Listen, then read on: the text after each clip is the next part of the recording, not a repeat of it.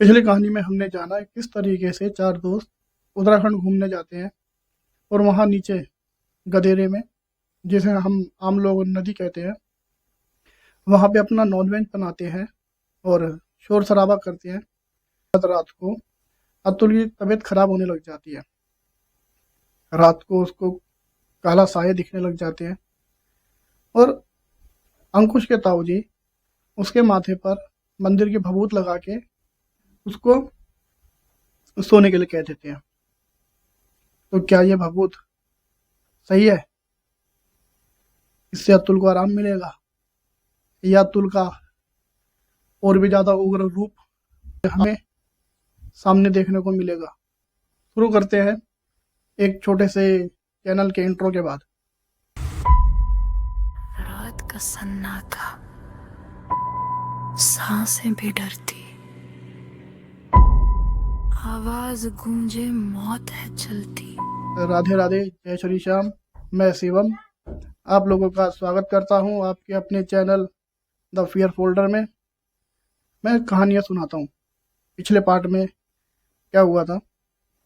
और रात के टाइम अंकुश के ताऊजी भभूत लगाते हैं। रात को करीब 3 बजे के आसपास अतुल की आंख खुलती है तो उसका शरीर एकदम ठंडा पड़ा रहता है। उसको बेचैनी होने लगती है और वो पानी पीने के लिए खिड़की की तरफ जाता है। अब कई लोग ये सोच रहे होंगे पानी खिड़की पे कौन रखता है। मतलब पहले के टाइम पे उत्तराखंड में खिड़कियां ही होती थी बड़ी बड़ी, मतलब चौड़ी, जिसमें लोग पानी की जग रखते थे। ठीक है, तो भाई वहां पे वो पानी पीने के लिए जैसे ही खिड़की की तरफ जाता है, वहां से जग उठाता है।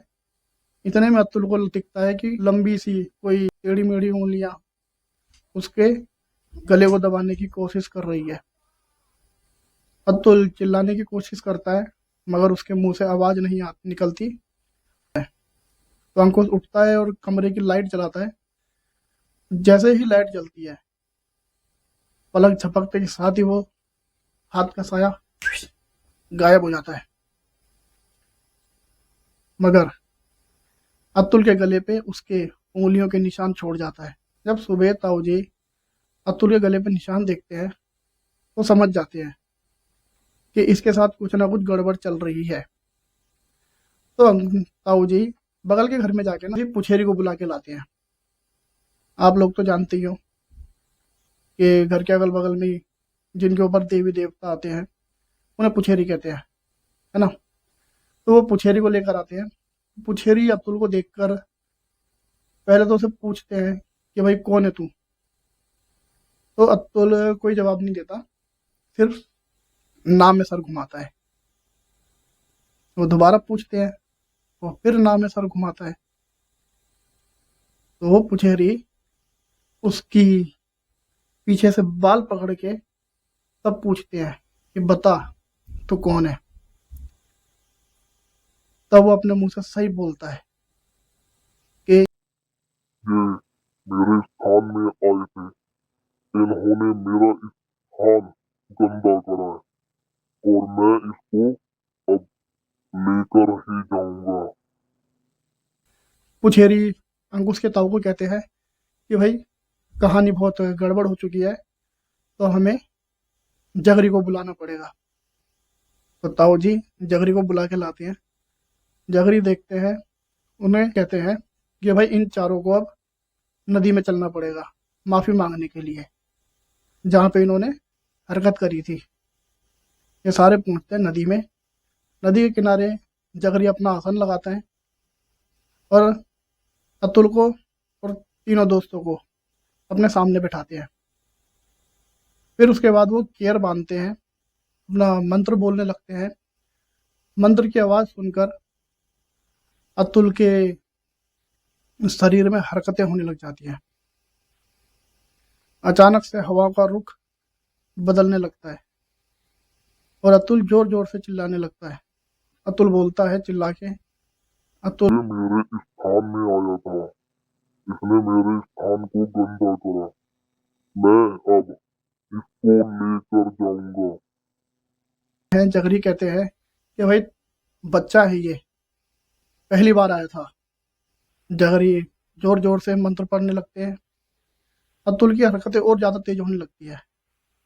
उसकी आंखें पूरी सफ़ेद हो जाती है और उन जमीन में लेटकर अपने शरीर को इस तरीके से मोड़ता है जैसे कोई जानवर हो।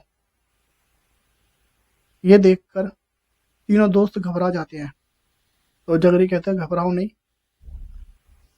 तो जगरी भभूत उठाते हैं, गंगा जल लेते हैं। जैसे ही अतुल के ऊपर छिड़कते हैं तो अतुल एक लंबी गहरी सांस लेकर बेहोश हो जाता है। जैसे मुंह खोल के ऐसे करके बेहोश हो जाता है। थोड़ी देर बाद एक अतुल उठता है तो उसकी आंखें बिल्कुल नॉर्मल हो जाती है। तो उठते ही कहता है, यार हम यहाँ पे क्या कर रहे हैं? इसका मतलब उसे मेरे पिछले वाले गधेरे से लेके अभी तक कुछ याद नहीं था। जगरी कहते हैं कि भाई मसान अभी गया नहीं है, वो सिर्फ पीछे हटा है। तो अतुल को एक चाकू देते हैं और कहते हैं कि यहाँ से लेके घर तक सीधे ही चलते रहना, पीछे मुड़कर मत देखना। अगर पीछे मुड़े तो ये तुमको ही ले जाएगा, मैं कुछ नहीं कर सकता। अगले ही दिन सुबह सुबह ये अपनी गाड़ी लेकर दिल्ली के लिए निकल जाते हैं। उसके बाद सब ठीक हो जाता है। अब सारे के सारे उसके बाद अपना जॉब कंटिन्यू करते हैं। अब सब ठीक है। मगर अतुल के सामने अगर कभी माचिस जलने की आवाज आती है ना, तो उसकी रूह कांप जाती है कि भाई कभी भी किसी भी लोकल परंपराओं का मजाक नहीं उड़ाना चाहिए। मसान अभी गया नहीं है, वो सिर्फ पीछे हटा है। कहीं ऐसा ना हो अगला नंबर तुम्हारा हो। यह था कहानी का आखिरी पार्ट। कहानी अच्छी लगे तो प्लीज़ चैनल सब्सक्राइब करें एंड लाइक शेयर कमेंट्स जरूर देना। मिलेंगे हम अगले पार्ट में। राधे राधे, जय श्री श्याम, हरे के सहारे की जय।